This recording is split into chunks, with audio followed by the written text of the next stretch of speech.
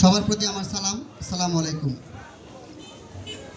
16 December মহান বিজয় দিবস ৪র্থতম প্রতিষ্ঠাবার্ষিকী উপলক্ষে আমাদের আজকে শীতবস্ত্র অনুষ্ঠানের সম্মানিত প্রধান অতিথি এবং বিশেষ অতিথি এবং সভাপতি যিনারা আছেন, সবাই ওনাদের মূল্যবান সময় আমাদের এখানে দিচ্ছেন।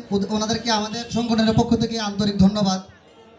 আর আসলে আমার একার পক্ষে এটা সম্ভব না, যেহেতু আমার ভাই দীপঙ্কর আমার নাম বলছে। আসলে আমাদের যে সংগঠনটা আছে, আমরা বিগত 4 বছর যাবৎ কাজ করে যাচ্ছি সমাজের বিভিন্ন কাজে।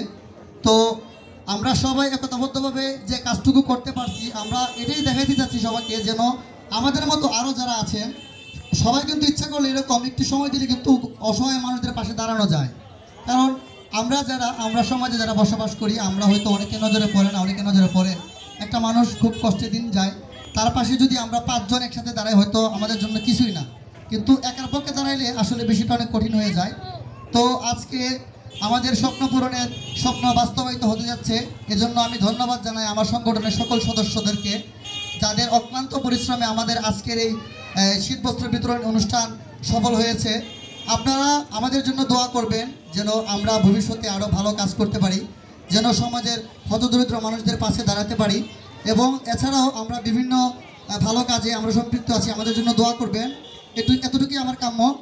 আর আমি আমার সংগঠনের সকল সদস্যদেরকে আবারও ধন্যবাদ জানাই, যাদের অক্লান্ত পরিশ্রমে আজকের আমাদের এই শীতবস্ত্র বিতরণ অনুষ্ঠান সফল হয়েছে। আসসালামু আলাইকুম।